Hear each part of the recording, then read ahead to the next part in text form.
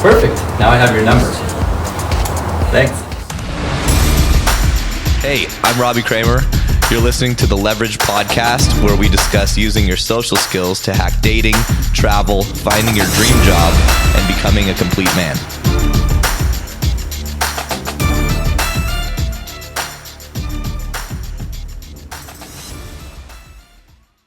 Sex research is something that we could all learn a lot from, and not a lot of people are brave enough to do it, but we have a very cool guest today. That's Melanie Curtin.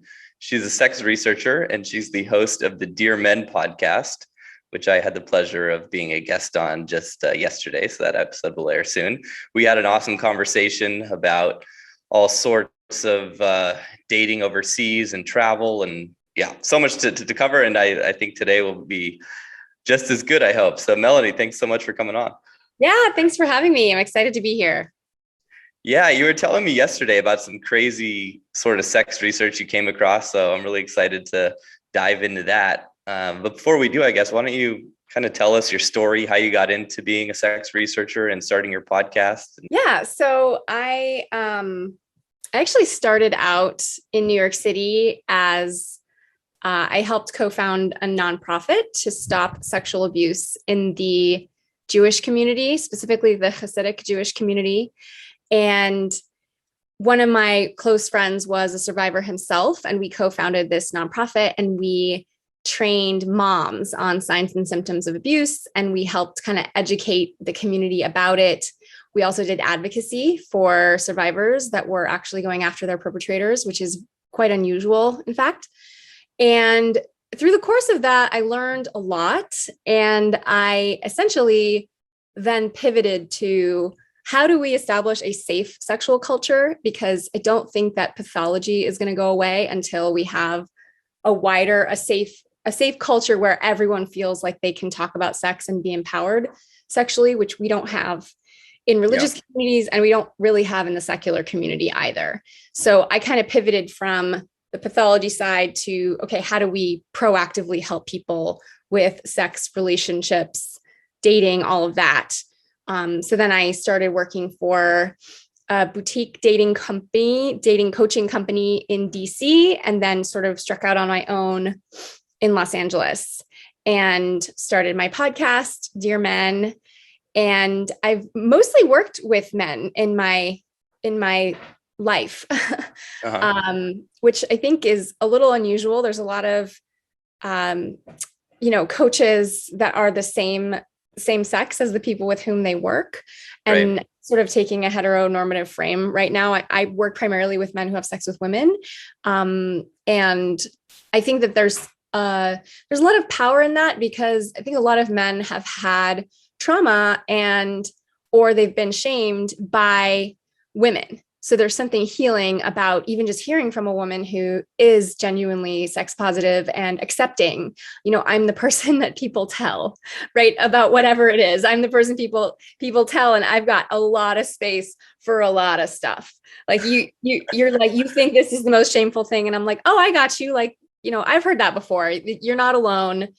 It's all welcome. And I think that's a sacred place to stand. It's a sacred environment to create. So I'm pretty pumped about what I do, and I really love what I do.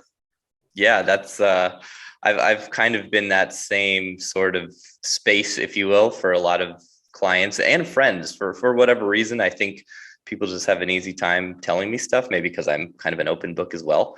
And it's so cool when someone can just get something that's been like on their chest or really weighing them down, and they can just say it and kind of let that energy go. It's such a cool process. So I can relate a little bit there. Did you grow up religious, or how'd you end up working with the Hasidic community? No, I grew up Reform. I'm Jewish. I grew up Reform. When I told my mom I wanted to get a bat mitzvah, she said, "Why?" So that was an indication. For the presents, come on. Right. Well, that's an indication of how seriously she took Judaism. She always said, "I'm Jewish," which really just meant she ate a lot of lox and cream cheese and bagels. So yeah, I was bat mitzvahed and grew up Reform, but that really wasn't my spiritual base. It was more of a cultural expression. Mm-hmm. And I think that like spirituality really entered my life when I was in my early 20s. And it was not specifically Jewish, more sort of overarching and Gotcha. mystical. Yeah. I can relate. Sounds very similar to my path. Yeah. And so what kind of had you interested in sex research and this whole area? Did you have like a high sex drive? Were you like, what were you kind of like as like a very young adult, maybe like university? What was kind of, give us your background? I'm really curious. Yeah, I also, like you, lived abroad a lot. So I graduated from college and I moved to Geneva in Europe. And then I moved around Europe for a while. I was in Barcelona, was in the UK for a bit, and I had won a Rotary scholarship to study in Argentina. So I went to Buenos Aires for almost a year. And so many of my formative dating experiences were abroad, I guess is what I'm trying to say. So from a very young age, even in college, every summer I was going somewhere abroad, either Europe or I went to Costa Rica. My aunt had a place there. She was a researcher and she studied jungle birds in Costa Rica. So I got to stay in the mountains of Costa Rica and lost my virginity to a Costa Rican guy who I'm pretty sure was lying about being a virgin. I was like, well, how many women have you been with? And he said 7, but he couldn't find the hole. And I was like, I feel like that's not true, but I was so inexperienced at the time. I thought maybe it's true and it's just me. And then later reflecting back, I was like, oh no, he was definitely a virgin for sure. Find the hole.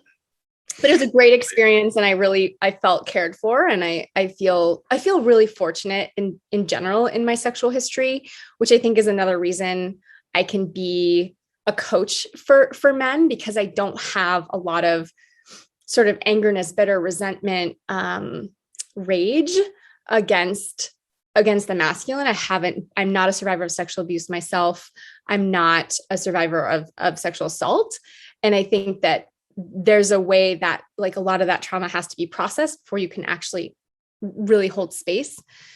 So yeah, in terms of the sex research, honestly, it just came out of my own curiosity. I was dying to know questions like, how many men are good in bed?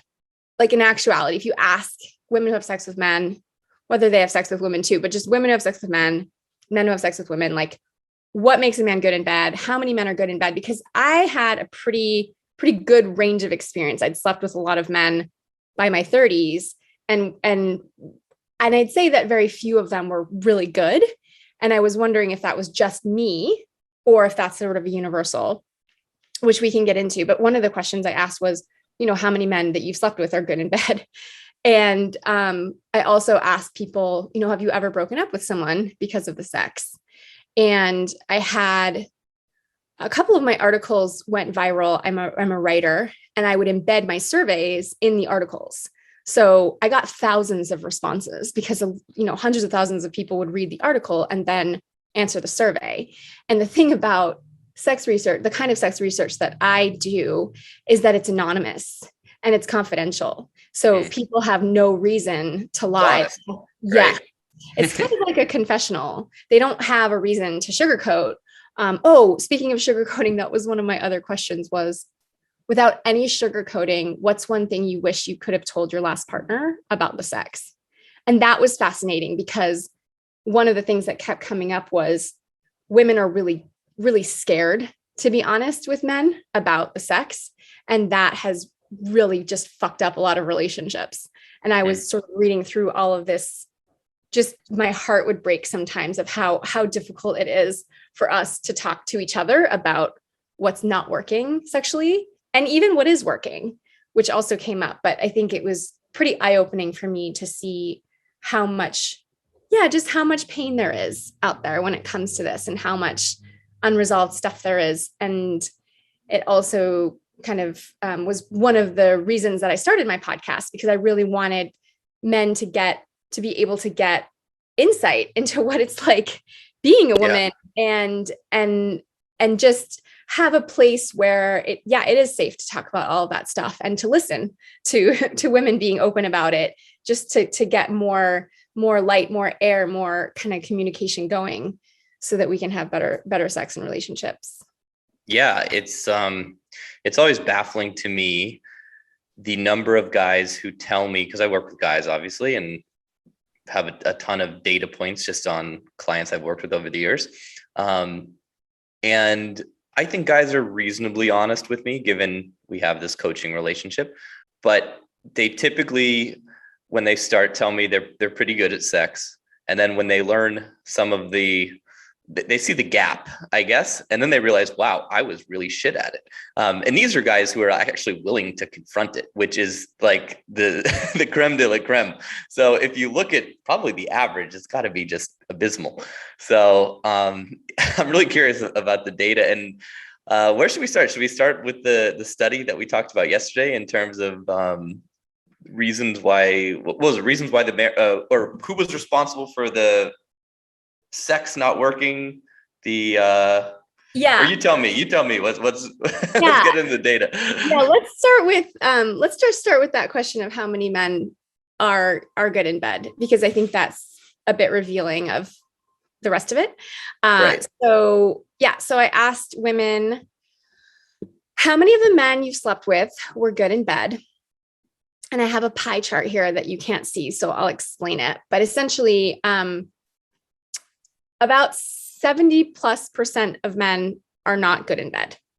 And essentially, the way it broke down was that a third of women said 90% of men are not good in bed. So there's this kind of magical 10% of men that are good in bed. Mm-hmm. And that was what I sort of focused the rest of the survey on was, okay, for the men that were really good for you, what was it that they did? How did they do it? So I didn't spend most of my time on the men that weren't good, although that did come up. And essentially, so I teach a course on this, and in the course, one of the images is, those word pictures where there's like a really big word in the center that keeps coming up that people keep saying. One of the, when the question was, what was it that wasn't working for you, that wasn't good? Fast and rough were huge words, right? Fast and rough. Mm-hmm. And I think that's the old jackhammer style. Yeah. Well, not even just with a man's cock. We're talking about, so I broke it down by like hands and mouth and intercourse. And sure. I think that part of what's going on is a lot of men are watching porn and thinking that that's real. And a lot of men are watching porn from a really young age. So they're learning, they're quote unquote learning about female anatomy or female turn on in a way that's completely inaccurate. And they really truly believe that that's true. So porn, it's sort of like he takes her panties off and he starts digitally penetrating her immediately. And that is not actually pleasurable for most women. And I would say that's most of the men that I've hooked up with, like that has been their MO. And I read this research once and could never find it again. But basically, it takes men about 7 minutes to come to full arousal, full physiological arousal, right? All the blood is there, all the systems are go, like they're really ready. And it doesn't take women 14 minutes, which would be double the time. And it doesn't take them 21 minutes, which would be triple the time. It can take them up to 45 minutes to be fully aroused. And that doesn't mean that you're in bed that whole time, right? That can be dancing, right? But anything that's leading up to arousal, right? She's getting excited, she's getting turned on. So it's way too fast. Like most sex is just way too fast for women. And so they're not wet by the time they're being digitally penetrated, for example. And so it hurts. And that was one of the things that came up in the research was when I asked people about their top sex problems, like 65% of women mentioned pain, that it hurts, and less than 2% of men mentioned that. For men, the problem was more, I'm starving. Like I need more sex. I'm starving. I'm experiencing starvation, essentially. I wish I had more of it. I don't know how to get more of it. I feel rejected by my partner. There were a host of other issues as well, but there was this sense of I'm dying of thirst. And for women, that didn't show up as much. What showed up was it hurts. And the thing is, if you're having sex with someone and it hurts, you don't want to have more of it. So there's this vicious cycle that happens, which is he's not really taking enough time with her and she's not really turned on by the time they're having sex. She's doing it because she wants to please him, or because she wants the relationship to be okay, or because she cares about him and wants him to have a good time. She's not able to say, ow, that hurts, that's painful. And he's not inviting that out. And so there's this downward spiral, which is exactly the scenario I was in with an ex-boyfriend.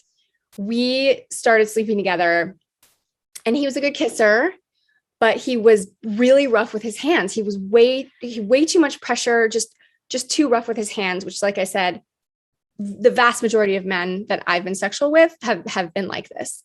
And I never said anything. I never said, ow, that's too much. Like, I did at some point say, hey, I would love like a lighter touch, like less pressure, because my clit like gets numbed out. Like my tissues get numbed out. And what I didn't say was it actually hurts. What you're doing hurts. And I think you're bruising me, because by the time we would get to penetration, it wasn't pleasurable because I think I was bruised. And I think that happens actually to a lot of women. So anyway, I didn't tell him. And then one time that I did speak up, he adjusted for about 2 minutes. And then he went back to the way he'd been doing it. And that also showed up in the research a lot, which was when I asked people, have you ever talked to your partner about this? Have you ever communicated about this? A lot of women said, I've tried. And he adjusted for like about a minute and then went back to the way he'd been doing it. Or he adjusted for that one encounter and then went back to the way he was doing it before in our next encounter. And I didn't want to feel like a nag. I didn't want to nag him. I didn't want to feel like I was being difficult or too much. So I didn't say anything. And so what the research is showing is that a lot of women will just grin and bear it and not actually speak up, even if something hurts. It sucks, I guess. I don't know what to say about that. It's just shitty that people have such a struggle to communicate, and it's such a sensitive area, and it's really tough to tell someone, especially that you're maybe having sex with the first couple times. It's awkward, to give them, and it depends on how someone's going to receive that. Some people are really open to feedback, and a lot of guys are very kind of macho, and that's the last thing they want to hear is, they're doing it wrong. And so, it's a very difficult problem to solve. And that really makes a lot of sense and totally explains that common, usual US marriage in a sense. The guy is always wanting sex, but he's never getting it. Maybe if he's lucky on his birthday, as you said, he's starving for it. She's feeling guilty about not giving it. That narrative, I guess. And it's I think it ruins relationships. I mean, luckily I only had one relationship where I felt like I was starving for sex. But that was the worst relationship I was ever in. So there's nothing more emasculating than not being able to get laid by your own girlfriend. It's just, and there's so many guys out there that is like the only thing they know. Right. And that's always mind boggling to me. I've definitely worked with a lot of clients who are or were stuck in sexless marriages. And I think there's a sense of desperation and also helplessness, like a sense of powerlessness that's unique to that particular situation. It just feels like you're stuck, and it feels like you can't get out of it. I've seen many men get out of it, and I've helped coach them through that process, but it's painful when you're inside of it and inside that pattern. And I was going to read a couple of quotes from the research because, I think what you and I talked about yesterday was the question I asked people of, have you ever broken up with someone because of the sex? And this was one of those research questions that surprised me. The answers surprised me, which I think is fun. When you have a hypothesis, you think it's going to pan out, and then it completely takes you by surprise.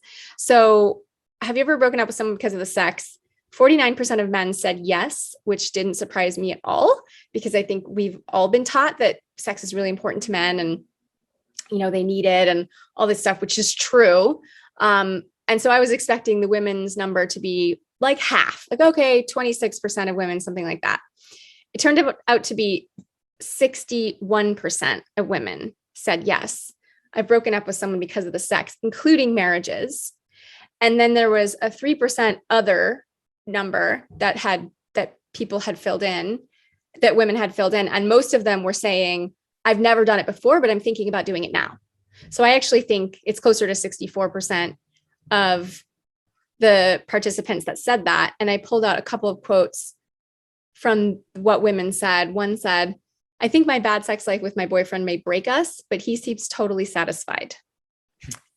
And then this one said, I wish I could have made him see that it was so important for him to be more open and gentle with me, that he would lose me if he didn't change.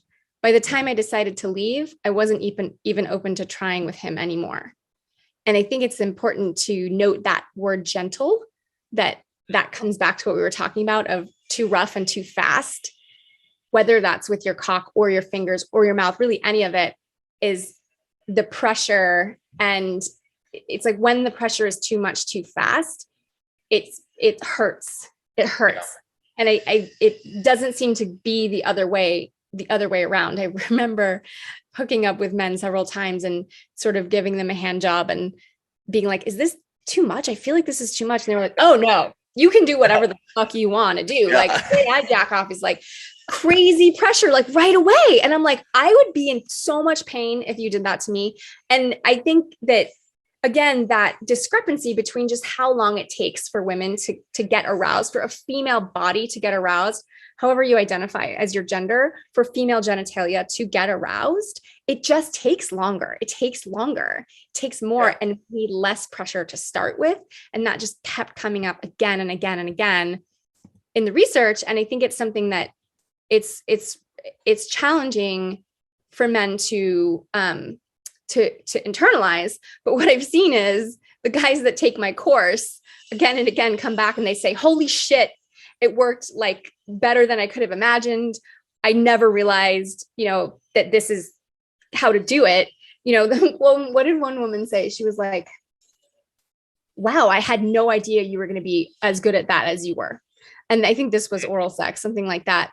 And he didn't say this to her, but to me, he was like, I definitely wasn't always as good as I am now. And the responses, because it's so hard for women to speak up, which we'll get to, because it's so hard. He had not really heard women say before, this isn't working. But he wasn't getting the kinds of responses he was getting from this woman, right? The moaning, the writhing, like the experience of a woman who's in her pleasure is a very different thing than a woman who's just trying to sort of get it on with or get it over with or bear it. Or not hurt his feelings. Because what happened was I basically was like, okay, well, it seems like the simple solution would be women should just speak up. Women should just be brave. They should just tell men what's going on. They should say, ow, that hurts. They should tell men the truth. And I have found that extremely challenging to do in my sex life. And so I started asking women about why, didn't you, because basically what I said was, did you speak up with partners? If not, why not? What was stopping you? And basically, it was fear. And there were sort of 4 different reasons that she was afraid to say something. And the first was, this is mine. This is what I'm always afraid a man will say. If I say something like, ow, like that kind of hurts. Can you be more gentle? Can you go lighter? I expect him to say, oh yeah, you don't like how I do it? Well, fuck you then, you stupid cunt. Like, I'm like I totally think that all men will attack me. Really? And that's mostly based on my own like family background, not having to do with men, but just in my family, if you criticized someone, you were lashed out at. There was no challenging of, my mom. Like that was not ever to be done. So it was like, this. I also have a Jewish mom, so I know how that goes. this is going to go really poorly for me. If I say anything that's construed as criticism, I will get attacked. Like I will get attacked. And I think that some people will, right? But a lot of people won't. And I pulled out some quotes of this one, of this fear. This woman said, he was so emotionally fragile that if I tried to redirect him or tell him what I needed or wanted, he would get hurt and then bring up what I said in public to shame me. Oh God. And I was like, holy shit. That's like, that would be like if in public, my boyfriend was like, oh, well, Mel likes it soft. And I was like, oh my God, that's basically my worst nightmare, right? That's like hell. And this other woman said, there were times I asked him to go slow, but didn't say it's because it hurts. Somewhere along the way, I did start saying it hurts, but he took it really personally. He said, what's wrong with you? You don't like sex? It ruined our relationship. So that's one reason that women don't speak up. The other reason is that this showed up a lot in the research, was actually probably more than the first one, is women were terrified if I say something, if I say like, I really need it more gentle, like slower, more gentle, that the man would just say nothing, withdraw, stop trying, and leave. Like he wouldn't attack and he wouldn't shame, but he just sort of go away. Interesting. And I also think that is true, that happens. This woman said, I'm not afraid he'll attack me or anything. I'm just afraid he'll turn away and never come back. And that's terrifying, right? So if you imagine being a woman, you're there, you're receiving, he's fingering you, right? He's using his hands, you're in pain. It doesn't feel good. But you're so scared. Shit. If I say something, if I speak up, I'm going to lose him. Yeah. Like you've already invested so much time and energy into getting to that point, into feeling comfortable enough to get naked and to fuck. Yeah. And, depending on your level of sexual experience, that could be very far times in between, and I think the fewer partners you have, the less likely you're going to be able to speak up and communicate. Cause of course it's, a lot of this is just based on your comfort and your sort of the amount of time you've been in that situation. So it's even worse when you have, maybe two people who haven't had sex in a long time. They're just kind of lucky to have found someone that they clicked with, gone on a few dates with. Maybe they haven't had sex in a year or two. Of course, there's just too much riding on saying something wrong and having that blow up. So right. Yeah. Or you're in a relationship with this person and you're falling even more deeply in love and you're getting closer emotionally and this part isn't working, but you're like, fuck, if I fuck with this part, I could lose everything.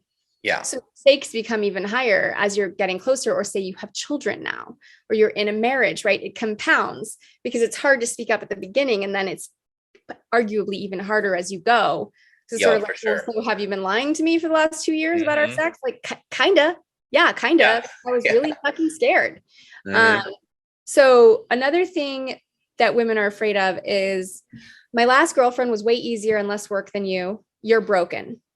And that word broken showed up repeatedly in the women's research, never showed up in the men's research. It seems to be a uniquely female problem that I think is like, I can't orgasm, I'm broken.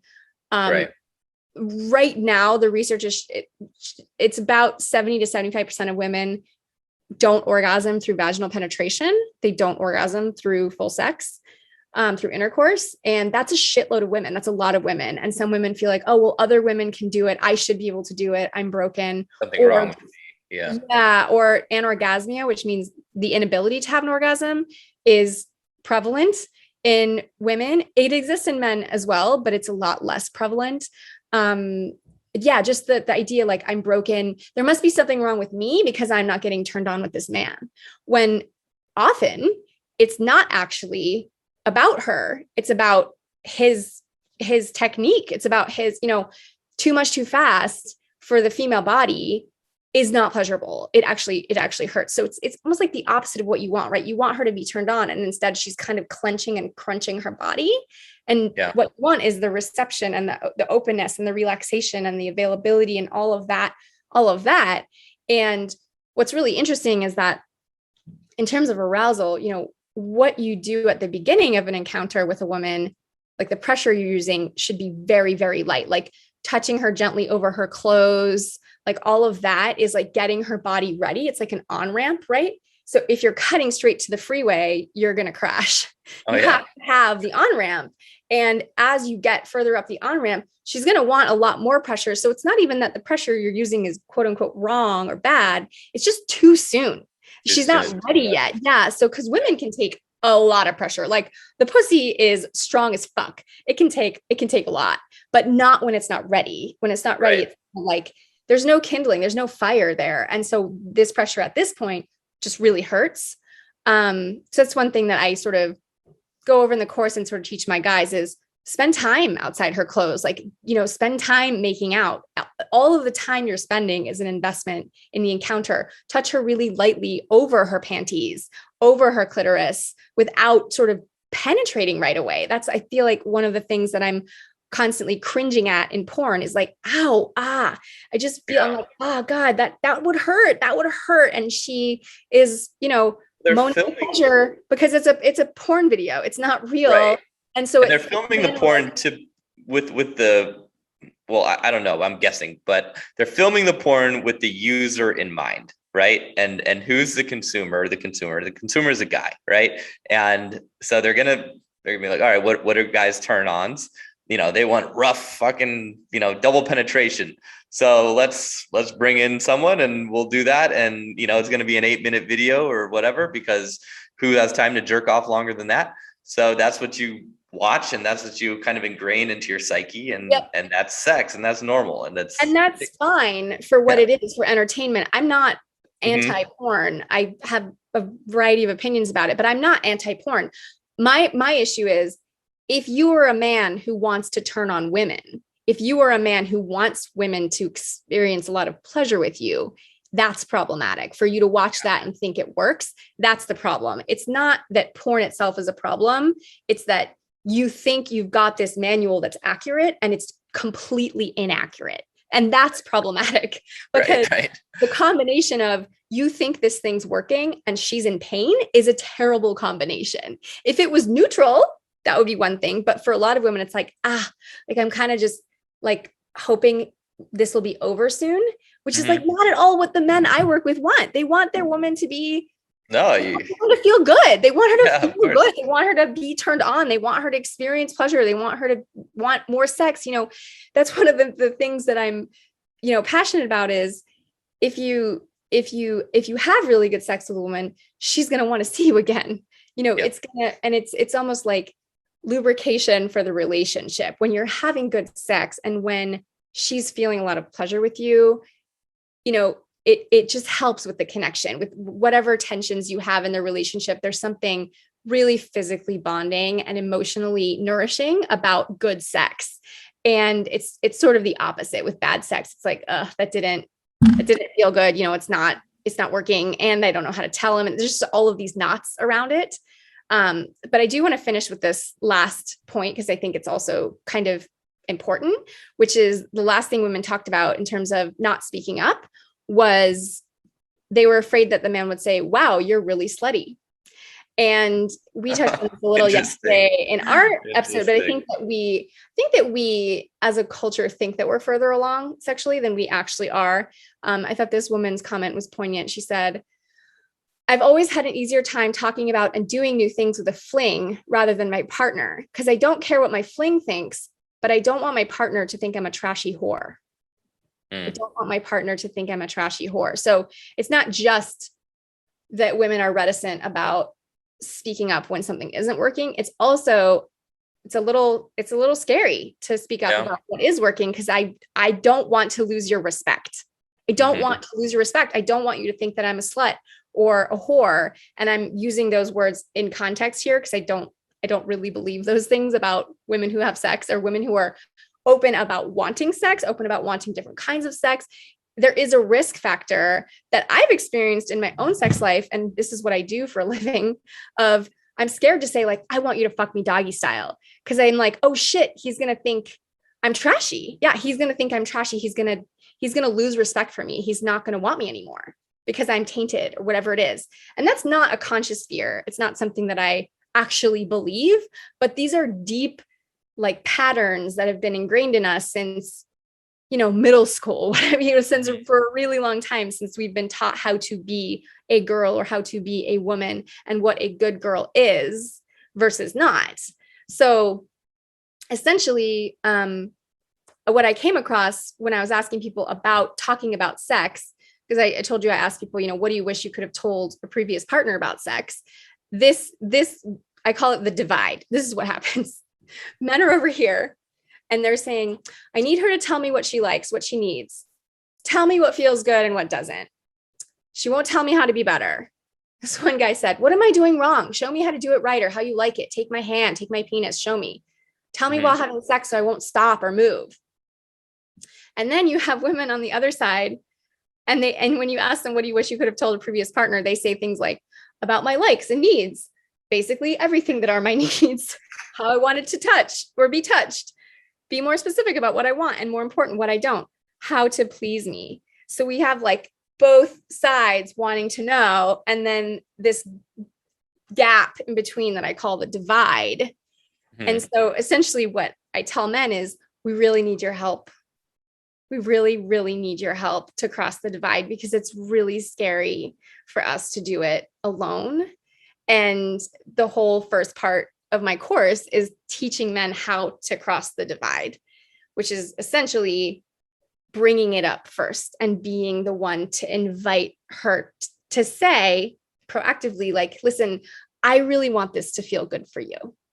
I always want to know if something isn't working or something hurts.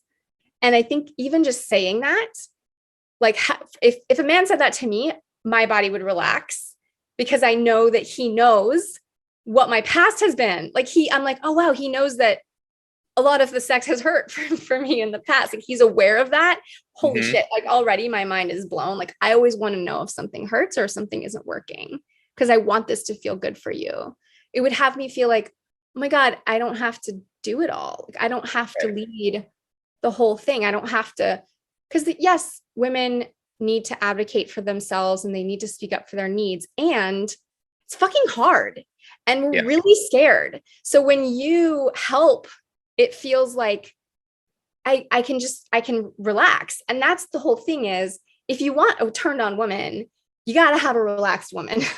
Yes. Like a woman can't even orgasm if she's cold. If she's physically cold, she physiologically cannot come to orgasm. So when she's not relaxed, she can't come.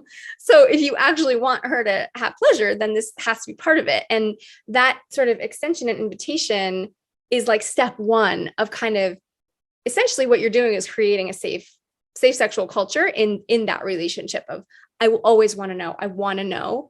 I want to know. And if you want to know, like you got to back that up, because if you're using your hands, if you're, starting to rub her down there and she's like, ow, could you like back off a little bit, like a little bit less pressure, you can't start sulking. Because if you said, right. And so one of the things I'll tell my men is, if you want to be totally honest, you can say, ooh, okay, yeah, that stings a little to hear. And I'm really glad you told me. So you can acknowledge that it's hard to hear, but you got to also acknowledge, like, thanks for telling me. I do really want to know. I want to know. It's important to me that this works, right? That we feel good, that you feel good, and that we feel good. And I think that's the other sort of. I think it's so important too, saying it kind of the first time. That's one of the things that I teach my clients. I have a sex guide, and one of the first things when you're, licking her or rubbing her, you can literally ask, do you like it like this? Or do you like it like this, like this, or like that? And there's sometimes there's that fear as a guy, you're going to get some pushback, like just do it, that sort of thing like that, you never want to hear that. And you also don't want to be like a scientist down there being like, so do you like it like this? Or do you like it like that? Because then it's, you kill the, the sexiness of it. So you have to find that middle ground, being able to speak in a way that's sexy and a turn on, and getting the information, and making sure or hoping that they don't have a like, you should know, why are you asking me sort of reaction. I think I'm curious if you had the answers on the other side from the men, what their fears were, because that's the kind of the one I I come across all the time that I've experienced is like, there's that anxiety of even doing that because you're just supposed to know, or you're just supposed to be able to feel her and be able to tell. Yeah. That's what I've seen men say repeatedly is, I feel like I should know how to do this already. That somehow it means I'm less of a man if I don't know how to go down on her well, or how to finger her well, or how to use my cock well. Therefore, I won't ask. Right. Exactly. which is kind of insane, but kind of makes sense at the same time. Like, and again, I think there's this, I think it's really hard for men because there's this assumption of, there's a lot in our media about the shame of a man that can't make a woman come. Right. Mm-hmm. So there's an identity for men around, I have to make her come. She has to have an orgasm or I suck at sex. Yeah. And so this shows up in the research sometimes with women of, sometimes I just wish like there was a little less pressure on me to have an orgasm. Like, I'm not going to come every night. Both women and men said this in the research of, it's just not going to happen tonight. Like, I can just tell you, like, I don't know, I'm tired, like shit's going on in my world. Like, it's just not going to happen. But I feel like if I don't come, he's going to feel like a failure. So I'm like, we're trying to get there. And it's not relaxing. And I think that a lot of that is, it's not just that he wants her to experience pleasure. It's that he feels like he will be a failure or he's not good at sex or something if she doesn't have an orgasm. Right. And that the expectations which kill all desire, it's and the flow, because the flow of a sexual encounter is not always, it doesn't always lead to orgasm. There are lots of pleasurable sexual encounters that don't. In fact, there's a practice. I don't know if you've heard of Carezza. Have you heard of Carezza? Karezza. Carezza. It's essentially a form.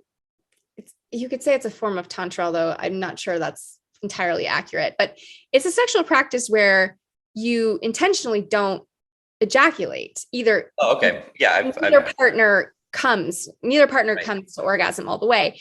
And what people say is they practice Carezza, and the next day they have energy. They're able to focus. They have just like, they feel like they're supercharged humans. So there's a lot of interesting stuff to play with around sexuality outside of just the porn script. Like, I'm always telling people, don't follow the porn script. The porn script is like, I go down on her, she goes down on me, we fuck. And I have an orgasm. I ejaculate on her boobs. That's it. That's it. I've actually been with men. This is such a weird experience multiple times where I can feel them. They're kind of like with me present. And then I can feel them kind of check out. And I'm like, oh, he's in a porn video right now. Like, he's physically with me, but I can tell like he just left, like he's not really here. And I've never told the partner that, but I can sense it. I can feel like you stopped being with me. And it's not a great feeling, actually. And so the point is that, I can imagine. I mean, I think I've felt that. I mean, I've slept with some porn stars, and I've felt something similar on the other side, being the guy. Yeah. It's not great. Yeah, it's strange, right? Because they're still physically there, and you're still having sex, you're still doing something, but you're like a little bit like, where did you go?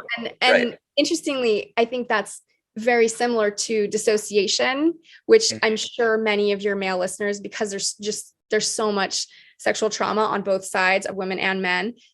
Often a trauma survivor will dissociate during sex, and you'll be like, where did they go? Like they seem like they're here, but they feel like they're not here. That's a sign. That can be a sign of trauma and dissociation. And it's strange. It's a strange sensation. Or I know sometimes this will come up in my research of men will say, well, she's just a starfish. She just lays there. Right. And a lot of times that's actually a sign of trauma, that it's a person who their body wasn't really safe. It wasn't a safe place. And so there's a way during sex that they just kind of leave their body. They're dissociated in that moment. And it's frustrating for male partners. It's like, I want to connect with you. Like, I'm trying to connect with you. I want you to be here. And she's not there. And I think it can also be an easy place to blame someone of like, you should be able to do this, or you should be present with me. When actually it's good to be curious, genuinely curious, and slow down and have a real kind of conversation about that, and just know that can be a sign of trauma. Yeah. Yeah. I read a book a while back called The Multi-Orgasmic Man, going back to what you said about Carezza. And I was not able to get to that sort of, on a Jedi level where you can have an orgasm without actually ejaculating, which, I've met some guys who claim that they can. Yeah. But yeah, I kind of, they've all basically, and in the book, said that their orgasms are way more intense when they have them, and that they feel energized and recharged. And there's a lot of research on it. And I think that the Eastern traditions, particularly China, has done a lot of research and just has a lot of lineage teachings on that. On some people call it semen retention or ejaculation control, but the energetic orgasm that you're describing is really, really good for you. It's good for your nails. It's good for your skin. It's good for your heart. It's just like really rejuvenating for men in particular, especially as they age, because your life force, your chi is in your ejaculate essentially. And it's not just physical, but energetic. You're depleted after. Oh yeah. When you have an orgasm as a guy, you feel like you're, kind of died.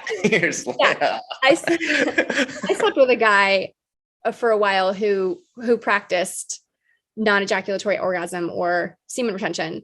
And it was so funny because, have you heard of edging? Do your listeners know about edging? Okay. So you get close and then you come back down, you get close, so he would practice edging, but it was always really exciting sleeping with a partner. Like sleeping with a partner for him was more exciting than being by himself. Big surprise.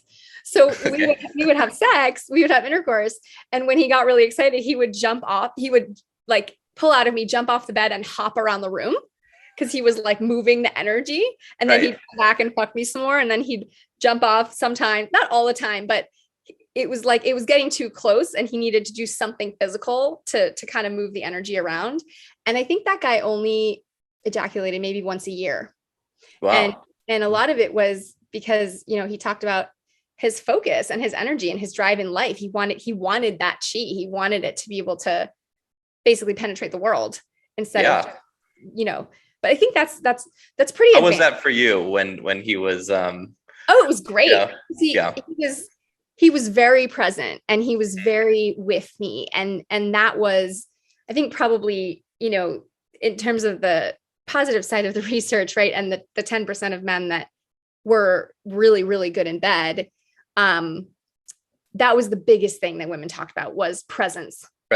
Physically being with me, putting attention on me. I felt beautiful. I felt sexy. And what was great about the research that I've been able to share with, my clients and everything is, I think it was less than 2% of women talked about a man having a good body.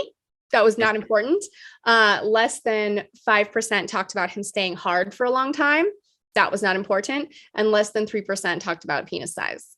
So the things I think men think are important about sex, if you ask women about the men who are best in bed, don't even rank. Like they're not even on the fucking list. But presence, I felt sexy with him. I felt him with me. Huge. Yeah. Another thing that women talked about was he was really good at putting attention on me throughout the day. So it wasn't just sex that night, but it was, like sexting or flirting or somehow having me feel special. A lot of women talked about, I felt special. I was with a guy and I came over and he was like, I knew you were coming over, so I cleaned my place. And I was really touched. And there was a part of me that was like, that's such a turn on. And I know this sounds weird, but I walked into his bedroom and his bed was made really well. And I was like, oh, you're a grown ass man. You're a grown ass man. Like that was a turn on, right? So things that men, I don't think would be a turn on for women are actually kind of a turn on. And the feeling of being desired as a woman is such a turn on. And that's what I work with a lot of my clients on, because they're kind of like, a lot of them are nice guys and they don't want to make her uncomfortable. They don't want to make her uncomfortable. They don't want to make her feel unsafe. So they hold back their attraction. They hold back their turn on. They kind of repress themselves. And and that's actually holding them back in terms of Just her repressing her, because then she yeah, can't. exactly. Because Because it's when like I a two-way feel, street. Yeah. exactly, and when I feel wanted, by my partner, then I'm like more ready to go. Yeah. And so if he's holding back that desire, I'm a little bit like a light switch where I'm like still in the off position, right? I'm not actually turned on in the same way, right? Researchers will talk about interruptive fantasies, that a lot of men will have interruptive fantasies, which is they're just doing something, they're going about their work in the day, and all of a sudden they have a sexual fantasy, just interrupts it, or they see someone in a coffee shop and they imagine bending her over the counter. Right. And women experience much more responsive desire. So we don't tend to have interruptive fantasies in the same way. We tend to be responsive to energy coming at us. So And like that slow buildup you were talking about. Yeah. So like if the microwave versus the oven Yes. analogy, if you've heard that before, I'm sure. Exactly. Yeah. Yeah, if we don't feel the energy coming at us, coming towards us, and it doesn't need to be aggressive, but just like, I've been thinking about you all day, right? Like a text from the man I'm seeing, like, I've been thinking about you all day. I'm like, oh, I feel that in my pussy. Like, I feel a little zing. And that sense of sex starting way before we are physically together showed up in the research again and again and again and again. A lot of women talked about the men that were best in bed had sort of their attention on her for longer than just that one encounter. And when I first it's a really great. Go ahead. I was just I think it's really helpful as a man to think, sex starts way before kissing, before everything. Like, you can think of sex starting literally when you're, with the text you send earlier that day before you come home, if you guys live together, or, the sex starts kind of at like the beginning of the date. Like, actually the physical stuff may have not started, but that process has started, and to stop thinking about it as when she takes off her panties. So. Exactly. Because that's the build. Because a lot of men are like, holy shit, 45 minutes. What am I going to do for 45 minutes? That's a really long time. Right.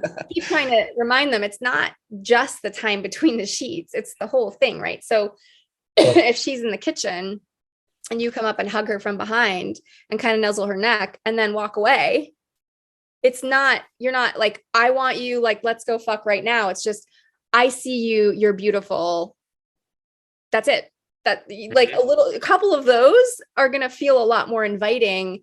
And that was something that showed up too, was just that sense of physical closeness or affection being part of our lives, instead of, he only touches me when he wants sex. That seemed to be a pretty common thing that women would talk about. And then it was like, I get resentful of, like, I feel like you're not actually touching me because you think I'm beautiful, or because you appreciate me, or because you want to give me affection, but because you want something from me. And so that sense of just general sort of nourishment all the time that's coming from him kind of opens her body of like, oh, now I want to go over there because I feel beautiful. I feel appreciated. I feel seen, as a woman, as a sexual being, instead of just a way for you to get off. And I think that's a pattern that couples can fall into sometimes of, I need to feel seen and valued for my pussy to open all the way, instead of just, I feel a little bit like a sex toy you live with. That's right.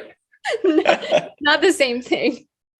So, I mean, hopefully people listening are realizing that, like, or at least it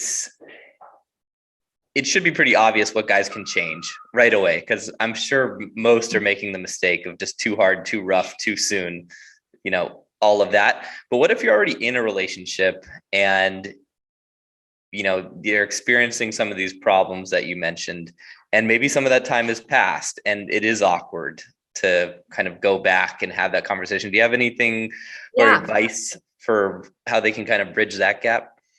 Yeah, I think so there's a couple things. One is, depending on how entrenched the patterns are and how much is going on in your relationship, I'm a pretty strong advocate of getting a mentor. I know all of the conscious couples I know have a mentor. And by mentor, I mean either a sex therapist or an attachment therapist or a coach, a sex coach. It doesn't really matter. But when our stuff is coming up, with our partner, a lot of it's deep attachment stuff. It's really hard for both of us to stay conscious and address what's happening. Meaning one of us is overwhelmed. So we're either stonewalling or we're checking out, something's going on. Getting a third nervous system in the room, getting someone else to hold the space and help you be able to be vulnerable with each other is pretty invaluable. So I would say, depending on how, even if you're, I'm about to launch a course for couples that's about all this stuff. It's about polarity and it's about attachment and it's about all this stuff. And it's not for couples that are in crisis. It's for couples that want to grow and couples that want to know how to prevent issues down the line. So it's getting a third party involved in your relationship you don't have to wait until you're in crisis. I guess I just want to make sure. Clear. It's kind of like, I wish more people had that sort of reality belief system, because it's like if you want to do well in business, you typically hire a business coach. You don't wait till you're going out of business, right? Or if you do, hopefully you haven't. So it's the same thing with the relationship with sex. Like you having that consultant, that coach, you can talk about these things. It's so important. Even seeing a therapist. I know some really interesting couples that started seeing a therapist like the day they started dating, and it's like, great. Awesome. Which is idea. super smart, because I think one of the barriers when I talk to couples is, God, how are we going to find someone that both of us trust? And so if you're proactive about it, and one of the intentions of my course for couples is to support couples now, so that down the line, if they're having issues, they already know and trust someone. They've both already had experience with me, and they've learned something positive from it. So it feels more easier.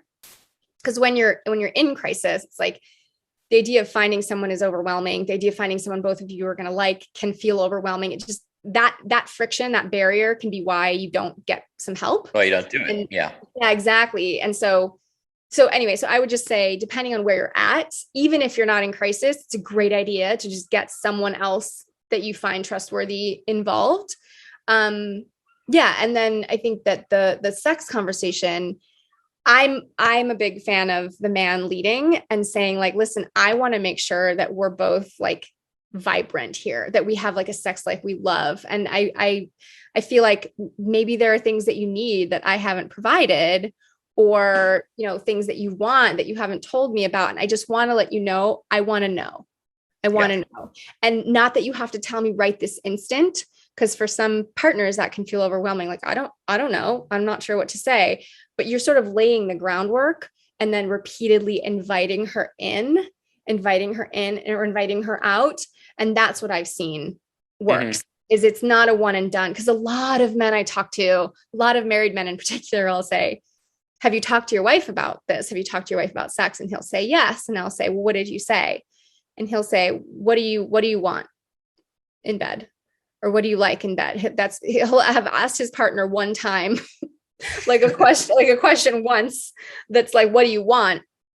And again, for a lot of women, that's sort of like, oh, I don't even necessarily know exactly what I want or how to say it. Right. Because like what I'm talking about, for example, of I want your presence. I want to feel you here with me. A lot of women know they want that, but they don't know how to say it. Totally. So they get overwhelmed. They say, I don't know. And then he's like, yeah, I talked to her about it. It's like, no, that's not. Or maybe she says that and he's like, how the fuck do I do that? Yeah, I thought I was here. I mean, it's me. Totally.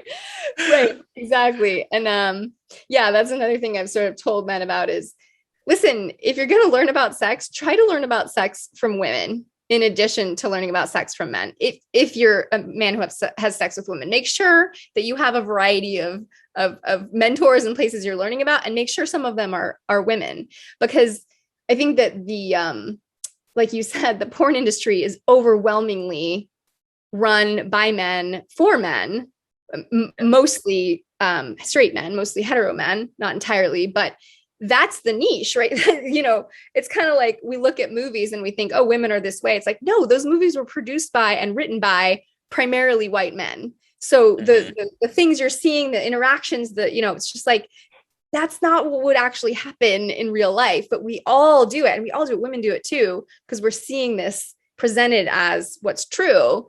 And the truth is, a lot of our entertainment industry hasn't been very inclusive, including the porn industry. So there's all these perspectives that have been left out. And then we're kind of, all of us are sort of repeating the ones that have been included, right? We're all doing it. Like a lot of women feel like a failure if they don't come, because it's like, well, I have to, otherwise he'll feel like a failure. Or this is how we do sex. He goes down on me, I go down on him, then we fuck, and then he comes on my tits. Like this is, women are doing it too. It's not just men. A lot of us have internalized that as normal, or as this is the way sex happens, instead of what does my body actually want to do right now? Like that's a novelty. Maybe tonight it wants to do this, and tomorrow night it doesn't want to do that. It doesn't have to be that. Because I think that's another thing is men ejaculating is like, that's the end of sex. Like the money shot, like this is now we've done the thing, like we're done. And I've worked with a lot of couples where the man's dealing with delayed ejaculation or premature ejaculation or something else is going on. And they both sort of feel like, well, we're a failure because we're not doing the thing that you're supposed to do and ending the encounter when you're supposed to. And it's like, let's just get out of that box and just have a good time. How about we have a sexual encounter where both of you just feel good? And whatever happens. And it's hard to do that. It's hard to break that frame. I'm still in that frame half the time I'm having sex. I'm like, oh, and then we get here and now we can go to sleep, instead of like following the energy of what's actually authentic in the moment or what feels good.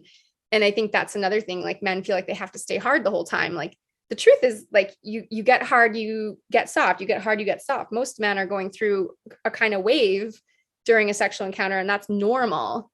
And that's also sort of cut out of porn, right? You don't really see that in porn. That's definitely not in porn. You're fired if you lose your, or they're pumping them full of like Viagra. So, that's so common. I just interviewed a woman porn director on my podcast, and she said the majority of male performers now are taking Viagra. So it's completely. I interviewed a porn star recently too, a buddy of mine. He was one of the biggest porn stars in Russia, and he was like touting his horn because he was one of the few guys on the set that didn't need like constant injections into his dick to keep him hard. Like they are injecting it, like not even just taking Viagra, like hardcore stuff over there. I don't know. Oh, I didn't know that. Yeah, that sounds painful and dangerous, and totally like ruined sex. Like for him, like it was so interesting, because it just kind of ruined sex for him. Like he just didn't care. It felt like a job, but whole other conversation. Timo Hardy is the interview if anyone wants to check that out and listen to it. But so it's once you get paid to do something and it's no longer just for pleasure, that can open up a whole can of worms, of course. I think also back to that question of if you're in a relationship, I think that eliciting your partner's fantasies or like edgier stuff can be also really inspiring. And I think that a lot of times people are really afraid to share their fantasies, because this is actually really interesting. What I've repeatedly seen is that male fantasies, men who fantasize, usually will only fantasize about things they would do in real life. So I'll talk to men who are like, oh, I never fantasize about my best friend's girlfriend because she's off limits. I would never fantasize about her. That's not going to happen. And most of their fantasies are, kind of doable, if that makes sense. Right. Women's fantasies are fucking crazy town. Like they will have very elaborate fantasies with like multiple characters. Sometimes it'll involve people from real life. But if you ask them, a lot of them would say, oh, I would never do that in real life. This is this other category of interesting. I've heard that too. Interesting. I've seen repeatedly. And there's a book called My Secret Garden by Nancy Friday. And I think that's a pretty good example of like, holy shit, like these are like crazy stories. And just very elaborate, a lot of characters, a lot going on. If you look at the research, right, rape fantasy is a top fantasy for women. Would they want to get raped in real life? Fuck no. But the fantasy of it, I think, has to do with the concept of surrender, right? That I get to let go. I don't have to do anything. I'm just being done too. And that can be very erotic, but it wouldn't be what that woman would want in real life at all. So where I'm going with this is I think sharing fantasies as a couple can be really bonding, and you should know going in, you might hear things that surprise you. And it doesn't mean that she would do that in real life. It's her fantasy, and it's very vulnerable, really vulnerable to share fantasies. I have a lot of cheating fantasies. I would never cheat on a partner, but for some reason, because it's taboo, my unconscious is like, this is so hot. I would be very scared to share that with a partner because I would be afraid he would think that I would cheat on him. And it's not the case. It's just, this is my erotic zone, right? This is the part of me that, because a lot of our unconscious stuff comes up in that zone, the liminal zone, it's not, in our conscious control. So I think that can be very bonding, especially for long-term partners, because it might be anything that's edgy or vulnerable for the two of you to share is always going to lead to hotter sex, because that sort of anticipatory feeling, or that like, oh my God, is he going to judge me? Or is she going to judge me? Like, I'm scared to share this, will build connection if each person is able to hold that. And that definitely leads to hotter sex, because there's more, the risk. The risk, exactly. The risk. And then the holding of the risk. Yeah. Mm-hmm. Yeah. Yeah. It's important to remember going into that conversation about fantasy, like yours is probably going to be something you want to do, and hers is going to be just something batshit crazy that she's never going to do, but at least we know that now. Yeah. Yeah. Super valuable. It's a special part of us to share with a partner. Yeah. It's sacred, I guess, is what I'm trying to express. Like, it's important that that's held safely. And the first time I experienced that, it was actually in like a sex workshop.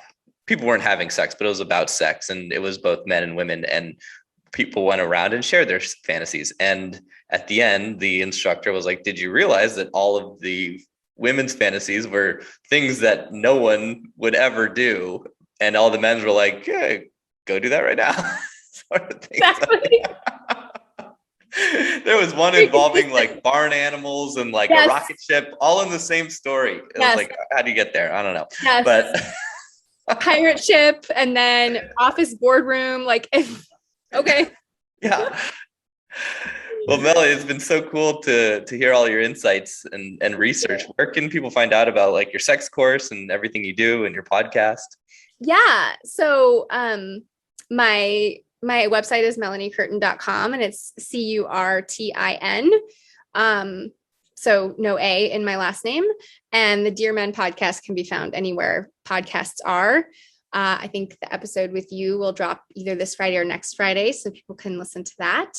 And the sex course that I teach is called Please Her in Bed, and that's on my website, or you can go to pleaseherinbed.com. And it's $97, but I made you a code called Leverage. So if you use that code, it'll drop it to $69. Nice. I like it. The best number. Guys, definitely go grab that. That's for $69 you got to do it. So cool. Melanie, thanks so much. So much fun talking. Thanks for listening. If you want more, go to innerconfidence.com, and don't forget to subscribe to this podcast for the latest episodes.